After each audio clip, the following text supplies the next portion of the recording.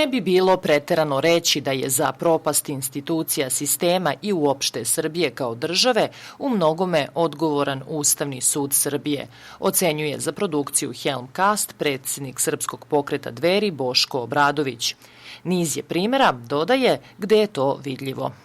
Ljudi možda ne prate dovoljno politiku i nemaju dovoljno informacija, ali treba da znaju da je kompletan sastav Ustavnog suda Srbije promenjen od trenutka dolaska Srpske napredne stranke za vlast.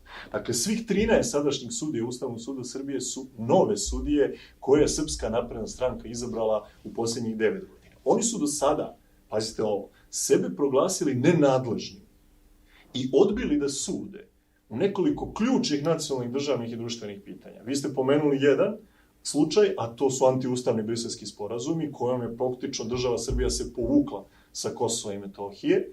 Zatim je tu zakon o smanjenju penzija, o koji također nisu želeli da donesu ocenu. Tu je lex specialis za Beograd na vodi, o kome se također nisu oglasili.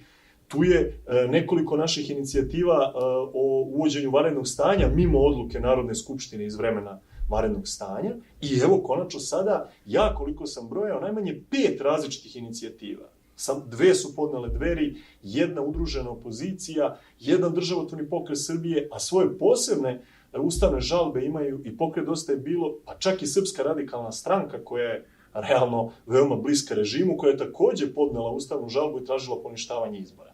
Dakle, imate praktično 5 ili 6 inicijativa pred Ustavnim sudom koje stoje negde gurnute u fioku i o njima se Ustavni sud ne izjašnjava. Sudije Ustavnog suda postavljene su za vreme vlasti Srpske napredne stranke na političkoj osnovi. Obradović, kako kaže, odgovorno tvrdi da su neki od njih i članovi SNS-a.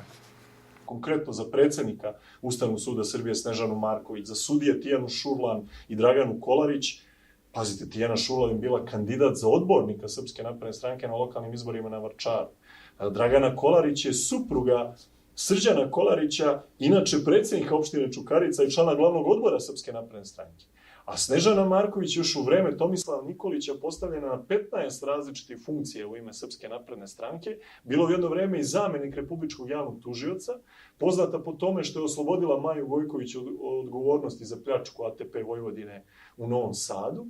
U to vreme imala preko 500.000 dinara mesečnih primanja kao kadar Srpske napredne stranke, a danas kao predsjednik Ustavnog suda Srbije ima platu od 417.000 dinara, a ostale sudije Ustavnog suda Srbije 365.000 dinara mesečnih primanja. Dakle, građani Srbije plaćaju sudije Ustavnog suda da ne rade ništa. Odnosno, što je još gore, da praktično se stavljaju na stranu antiustavne i nezakonite delatnosti i nedemokratskog karaktera aktuelne vlasti. Takve sudije će, prema rečima predsjednika Srpskog pokreta Dveri, morati da budu lustrirani kada se u Srbiji ne smeni samo aktuelna vlast, već i celokupan korumptivni sistem.